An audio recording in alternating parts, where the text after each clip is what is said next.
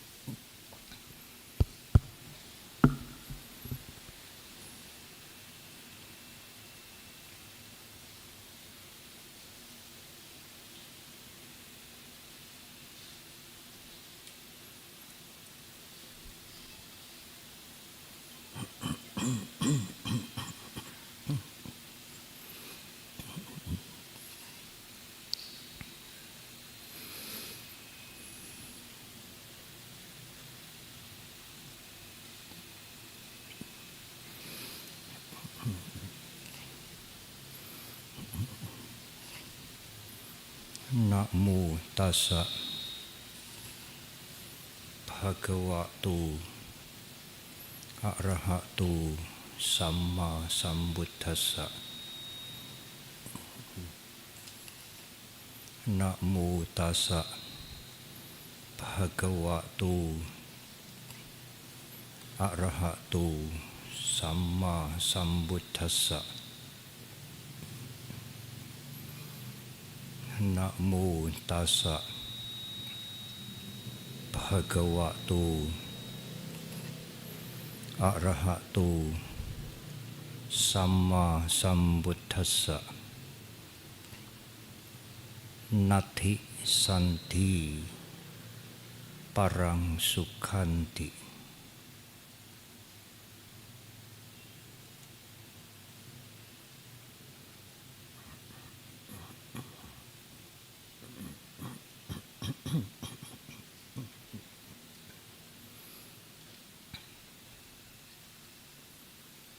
Sangha yang sangat saya hormati,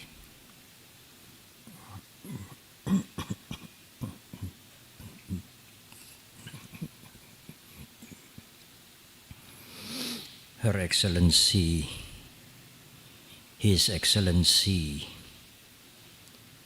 Ambassador of ASEAN, His Excellency, Ambassador of Sri Lanka, His Excellency, the Deputy Secretary General of ASEAN,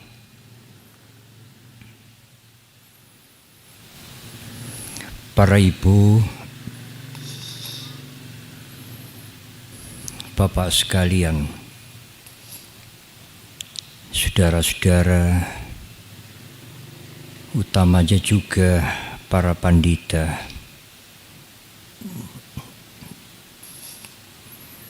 yang mengikuti puja bakti pada Wesaka Atami Puja pada petang hari ini di Wihara Dhammacaka yang berbahagia.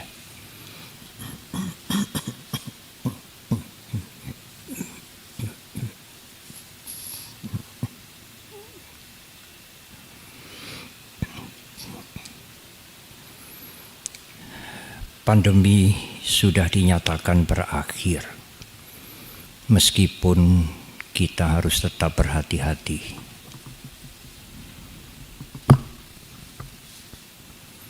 Oleh karena itu, pada tahun ini Waisak dirayakan dengan sangat luas, sangat meriah, tetapi juga tetap khidmat.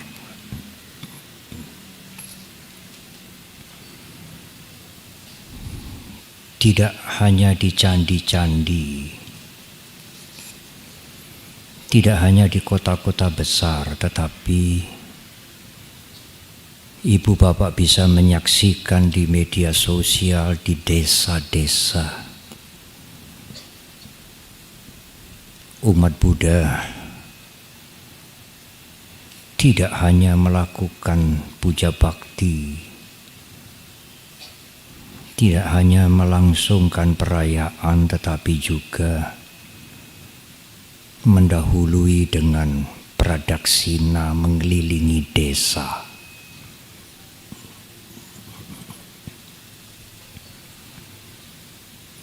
Tidak hanya umat Buddha yang menyambut dan mengikuti, segenap masyarakat desa dari berbagai agama menyambut dengan sukacita.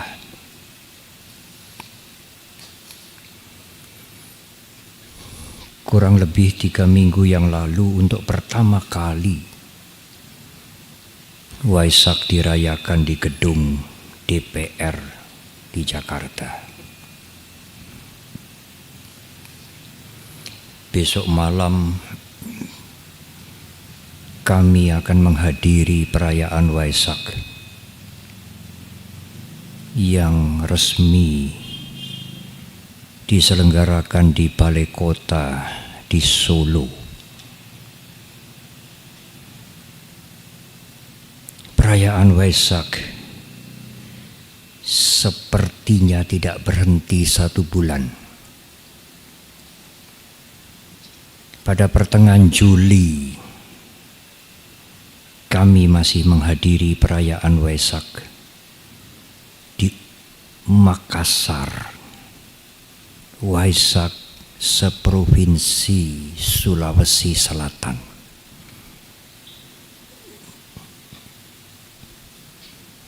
Ibu, bapak, dan saudara,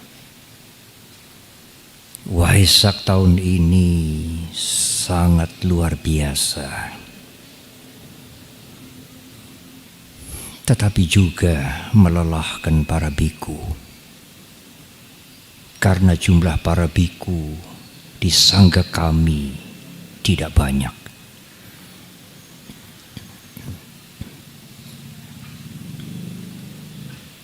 Ibu, bapak, dan saudara,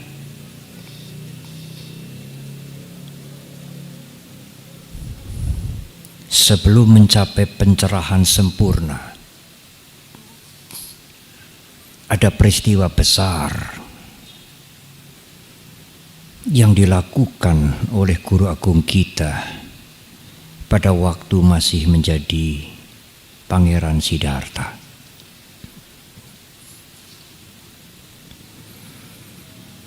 Dalam usia yang sedang berkembang, 29 tahun, dengan kemuliaan, bahkan mungkin kekuasaan besar di istana, Siddhartha menolak semuanya itu. Bukan peristiwa biasa, ibu bapak dan saudara. Peristiwa yang sangat sulit difahami oleh pikiran orang biasa. Menolak kenyamanan, kenikmatan, kemegahan, dan kekuasaan. Dalam usia yang sedang berkembang.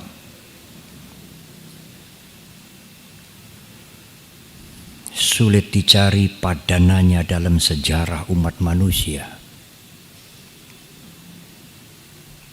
Siddhartha putra mahkota bukan orang miskin. Tetapi Siddhartha menolak semuanya itu dengan sadar. Dan untuk selama-lamanya. Untuk kepentingan yang lebih mulia. Sementara orang memberikan penilaian bahwa alangkah hebatnya kekuatan penderitaan yang dilihat oleh Pangeran Siddhartha pada waktu berjalan di luar istana. Orang tua renta, orang sakit kusta, orang mati yang mengenaskan dan bermacam-macam penderitaan lagi. Kehidupan yang nyata, yang real, yang berbeda dengan kehidupan semu di dalam istana. Penderitaan itu memberikan kekuatan besar bagi Siddhartha yang mendorong Siddhartha meninggalkan istana. Tidak sepenuhnya benar penilaian itu, ibu bapak dan saudara. Memang penderitaan yang dilihat oleh Siddhartha salah satu kondisi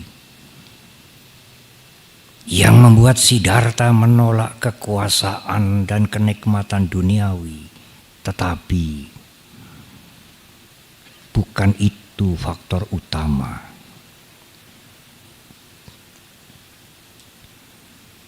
Kalau memang penderitaan itu mempunyai kekuatan besar untuk membuat seseorang meninggalkan kenikmatan duniawi dan mencari tujuan yang lebih mulia, kalau memang benar penderitaan itu mempunyai kekuatan yang besar,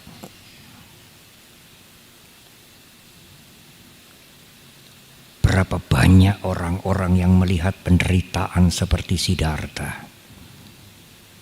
Kita semua melihat penderitaan lebih banyak dari yang dilihat Siddhartha.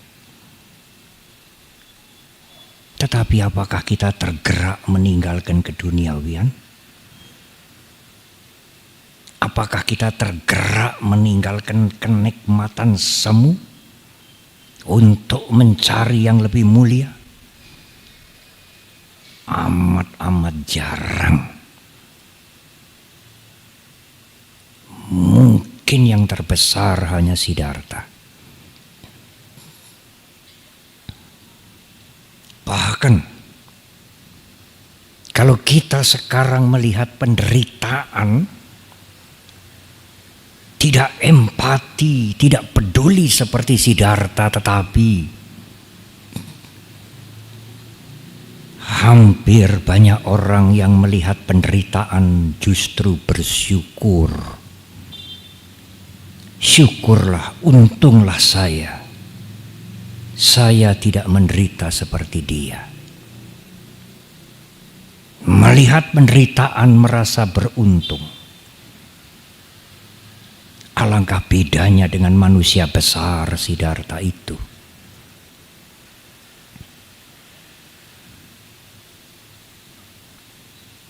Jadi bukan penderitaan yang mendorong Siddhartha meninggalkan istana, tetapi kondisi utama adalah kasih sayang Siddhartha kepada orang-orang yang menderita. Kasih sayang Meta Karuna Siddhartha itulah yang mendorong Siddhartha meninggalkan kebahagiaan semu untuk mencari jalan keluar dari penderitaan demi kebahagiaan semua makhluk. Dalam bahasa Pali disebutkan, Paraduke sati sadunang hadayang kampati ti karuna. Karuna kasih sayang itu dimulai, atau kasih sayang itu adalah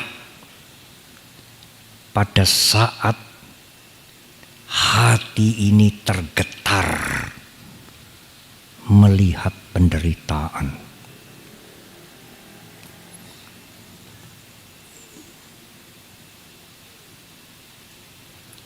Prince Siddhartha heart was trembling at the suffering of others. It is compassion, karuna.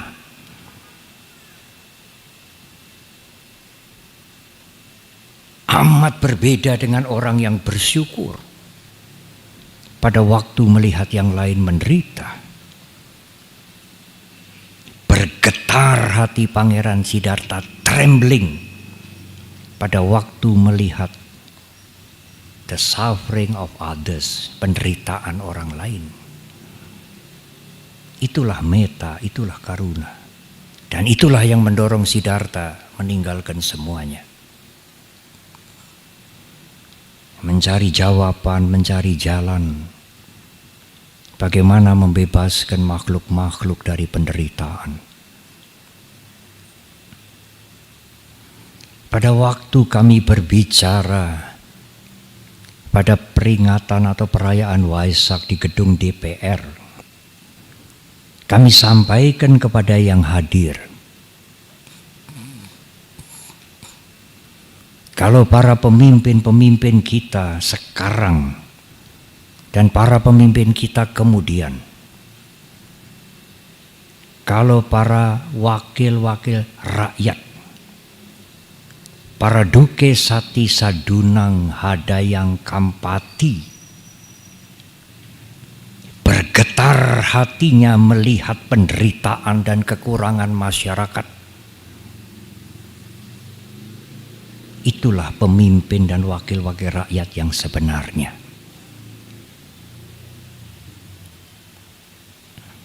Ibu, bapak dan saudara, kepedulian guru agung kita terhadap penderitaan makhluk-makhluk itulah yang mendorong guru agung kita untuk menemukan jalan pembebasan dari penderitaan.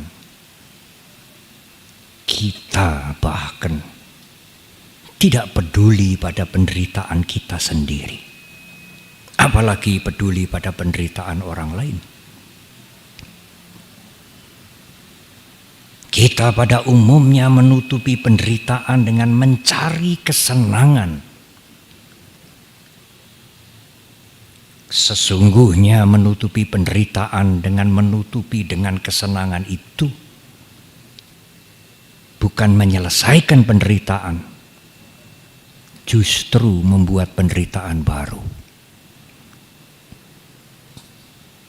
Ingatlah saudara, jangan menyelesaikan penderitaan dengan menutupi dengan kesenangan.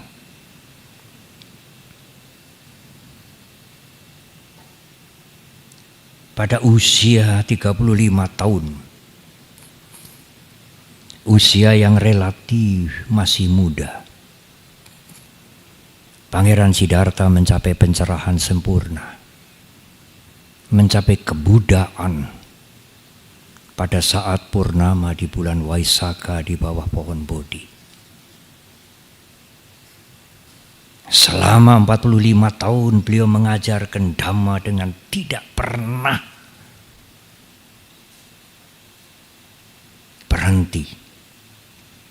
Dari rakyat jelata, orang biasa, sampai kepada para raja dan para dewa. pada usia 80 beliau parinibbana, mangkat, meninggalkan kita. Pada hari ke-8 jasmani beliau dikremasikan. Tetapi sebenarnya Guru Agung kita masih bersama kita hingga sekarang. Guru Agung kita mengatakan, kalau aku sudah tiada, Dhamma dan Vinaya yang kuajarkan itu menjadi gurumu kemudian. Lebih dari 25 abad, 2500 tahun, Dhamma dan Vinaya yang diajarkan Guru Agung kita itu masih utuh, terjaga dengan baik, dan memberikan manfaat kepada berjuta-juta umat manusia. Fisik Guru Agung kita sudah dikremasikan, atami pada hari yang ke-8. Tetapi Guru Agung kita sebenarnya masih berada di tengah-tengah kita. Selama Dhamma dan Vinaya itu masih bersama kita. Ibu, bapak dan saudara, santi, kedamaian. Guru Agung kita menggunakan kalimat santi, kedamaian ini sebagai sinonim, salah satu sinonim dari nibbana,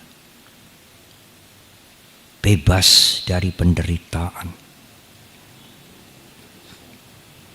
Kedamaian yang sesungguhnya adalah pada saat kotoran-kotoran batin kita itu bersih dari mental kita. Kotoran-kotoran batin yang berada di dalam diri kita itulah yang menimbulkan masalah di mana-mana. Masalah di keluarga, masalah di masyarakat, dan juga masalah di dunia ini.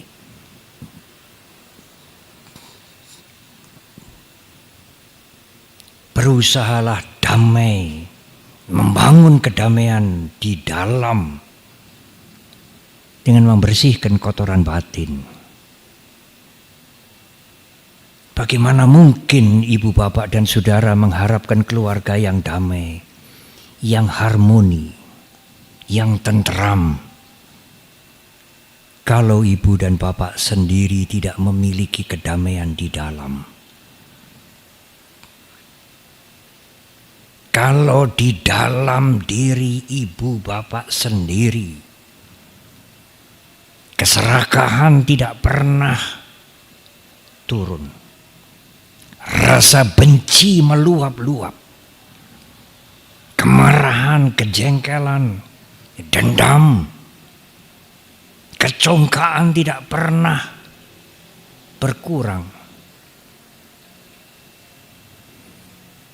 saudara akan menjadi sumber masalah setiap hari. Alih-alih memberikan kedamaian, saudara menjadi sumber kekacauan di rumah tangga saudara, di kantor, di lingkungan saudara, di masyarakat, bahkan di dunia. Kalau saudara menjadi pemimpin, salah satu pemimpin besar di dunia ini, batin yang tidak tentram itulah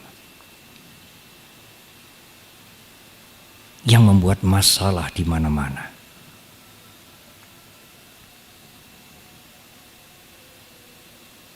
Ibu, bapak, dan saudara, oleh karena itu Guru Agung kita meminta, mengajarkan kepada kita, batin yang tenteram itu harus dimulai dengan berhenti berbuat kejahatan, berhenti berbuat keburukan. Ajaran berhenti berbuat kejahatan itu sebenarnya ajaran yang universal.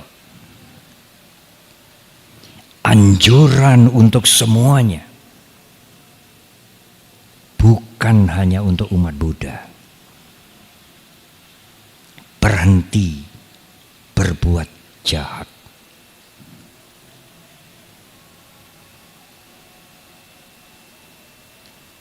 Ibu, bapak, dan saudara, kejahatan itu menghancurkan kita yang melakukan,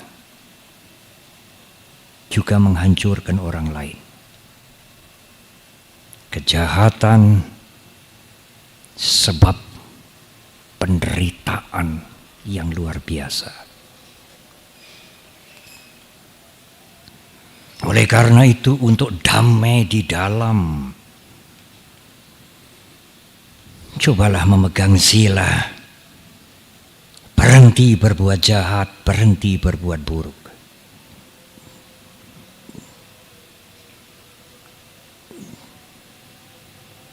Tetapi ibu, bapak, dan saudara,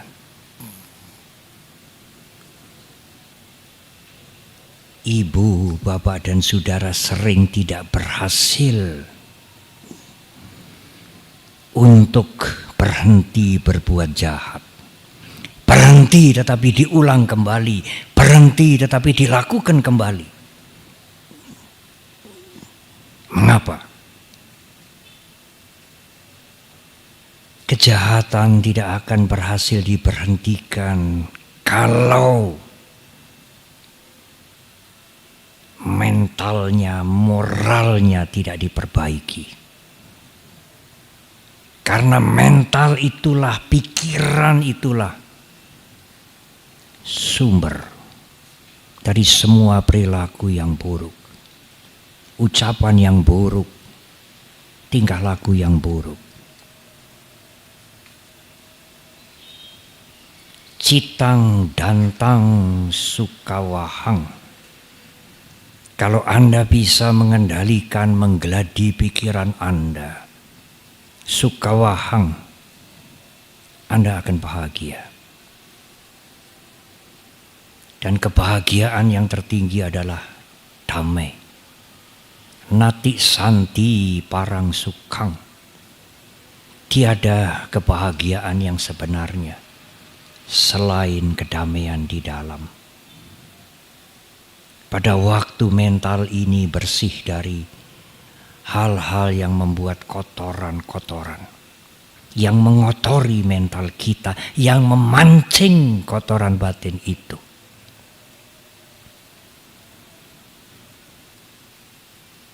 Kalau mental kita rapuh, kalau moral kita tidak kuat, bagaimana mau menghentikan kejahatan? Berhenti sebentar, nanti akan dilakukan kembali, nanti akan diulangi kembali.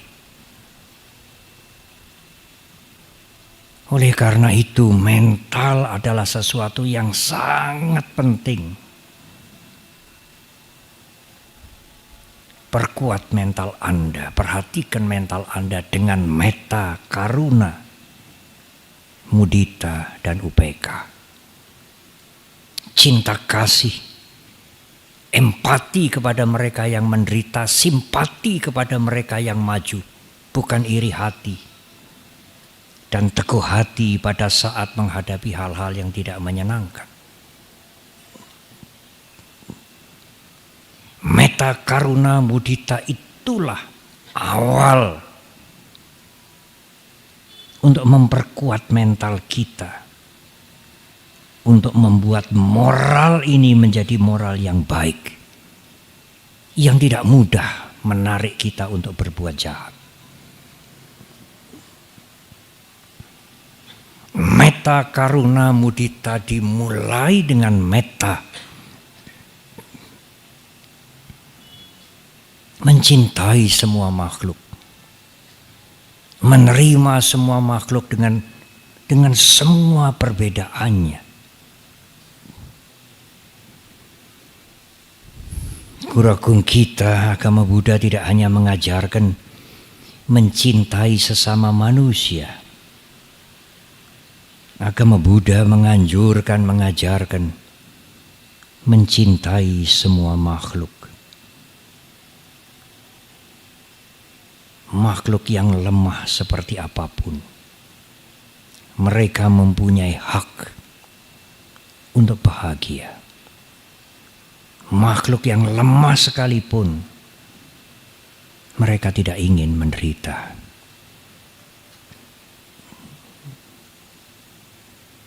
Metta adalah cinta kasih untuk semuanya, semua makhluk. Tidak peduli agama apa yang dia peluk, suku bangsa apa dia, keturunan siapa dia, dari mana dia. Kita mengharap semoga semua makhluk berbahagia. Salah seorang dari zaman dulu, ibu bapak sering mendengar, mungkin belum sadar, benar, belum aware. Zaman dahulu ada seorang pujangga besar umat Buddha, Empu Tantular, yang menulis di daun lontar Kakawin Sutasoma. Sutasoma adalah salah satu khotbah Sang Buddha, khotbah di dalam Jataka, Sutasoma Jataka. Ditulis kembali oleh Empu Tantular dengan bahasa Jawa kuno, berbentuk syair yang sangat indah. Di lontar Sutasoma itulah Empu Tantular menuliskan satu kalimat, Bhinneka Tunggal Ika. Itu tulisan pujangga Buddhis besar Empu Tantular. Berbeda-beda agama, tetap satu. Untuk Indonesia, semuanya Indonesia. Berbeda-beda suku bangsa, satu Indonesia. Berbeda-beda partai, juga satu Indonesia. Bhinneka Tunggal Ika bisa diadopsi oleh dunia. Berbeda-beda bangsa, semuanya adalah satu umat manusia yang tidak ingin menderita, tidak ingin bertempur, tidak ingin bermusuhan, karena bermusuhan membuat penderitaan. Semuanya ingin hidup bahagia. Bhinneka Tunggal Ika bisa kita berikan kepada dunia. Ibu, bapak, dan saudara, umat Buddha sendiri jarang mengerti bahwa kalimat Bhinneka Tunggal Ika yang menjadi perekat bangsa Indonesia ini ditulis oleh seorang pujangga Buddhis besar, Empu Tantular. Dan kalau boleh disebutkan, itulah kontribusi besar umat Buddha Indonesia kepada bangsa dan negara ini. Kontribusi itu bukan sekadar perjuangan fisik. Kontribusi itu bukan sekadar memberikan materi. Tetapi landasan filosofi Bhinneka Tunggal Ika itu berbeda-beda tetapi satu. Alangkah dahsyatnya laksana pusaka yang mempersatukan bangsa ini. Tetapi umat Buddha sekalian, Bhinneka Tunggal Ika itu sekarang sudah menjadi milik seluruh masyarakat dan bangsa Indonesia. Dan itu adalah pusaka yang sangat berharga. Ibu, bapak dan saudara, Bhinneka Tunggal Ika adalah terjemahan Metta Karuna. Metta Karuna yang universal, yang dituliskan oleh Empu Tantular dengan ungkapan Bhinneka Tunggal Ika. Dan itu sekarang milik bangsa. Tetapi ibu bapak dan saudara, selain mengembangkan mental kita, mental ini juga perlu ketenangan. Metta Karuna Mudita UPK itu adalah landasan awal untuk membangun ketenangan. Meditasi membuat mental ini tenang dan jernih. Pada saat mental ini tenang, pada saat mental ini jernih, ibu bapak dan saudara, saudara akan melihat kebenaran dari kehidupan, dari alam semesta ini dengan jelas dan terang. Antara lain, seseorang yang mentalnya mulai bersih, mulai jernih, tidak hanya mengerti, tetapi siap menerima perubahan. Apa saudara di dunia ini yang tidak berubah? Semuanya berubah. Anicca, tidak kekal. Mereka yang tidak bisa memahami perubahan inilah yang membuat penderitaan untuk dirinya sendiri. Apalagi kalau ingin mencegah perubahan.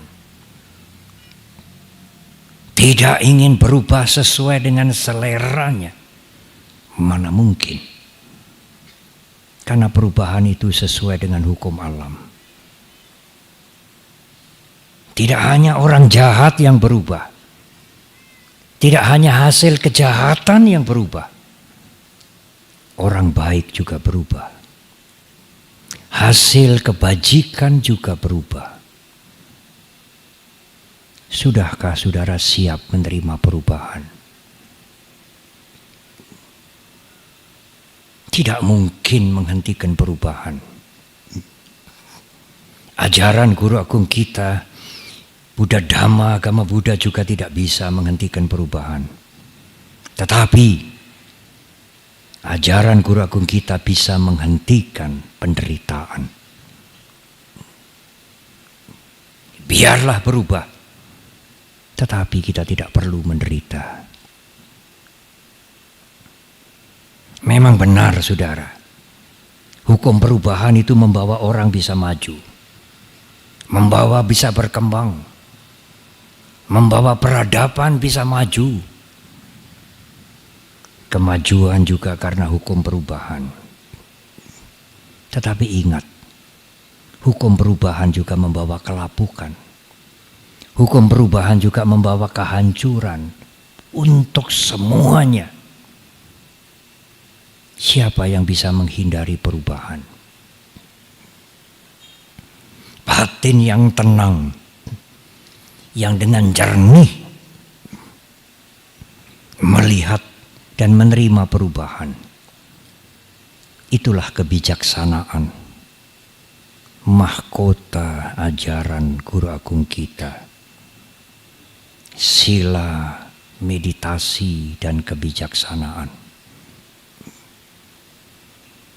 Berhenti berbuat jahat, memperkuat mental kita, membersihkan mental kita, meneguhkan moral ini, dan siap menerima perubahan. Itulah yang membangun kedamaian. Kedamaian di dalam dan Dan kedamaian yang di dalam ini memberikan kedamaian kepada semuanya. Kepada keluarga saudara, kepada lingkungan saudara, kepada bangsa, kepada negara ini, bahkan kepada dunia. Berikan contoh yang baik untuk keluarga saudara. Masyarakat yang paling dekat adalah keluarga saudara. Ayah, ibu, anak, suami, istri, dan putra-putri. Ada satu kalimat yang sangat terkenal yang diucapkan oleh guru agung kita, yaktawadi tatakari, yaktakari tatawadi. Guru Agung Buddha Gautama mengatakan, apa yang sudah kulakukan itulah yang kuajarkan. Apa yang kuajarkan itu sudah kulakukan sendiri. Itulah ungkapan keteladanan. Kalau saudara memberikan contoh 2 kali contoh itu lebih powerful, lebih kuat dibandingkan dengan 10 kali nasihat. Apalagi kalau saudara tidak pernah memberikan contoh, nasihat saudara tidak ada harganya, tidak akan berguna untuk yang lain. Berikanlah contoh keteladanan, karena contoh itu adalah nasihat yang terbaik. Ibu, bapak, dan saudara, marilah kita memperkokoh mental kita, memperkuat moral kita, mengembangkan dan membersihkan batin kita, melihat kebenaran dari kehidupan ini sebagaimana adanya. Itulah cara membangun kedamaian di dalam. Nati santi parang sukang. Tiada kebahagiaan sejati selain kedamaian di dalam.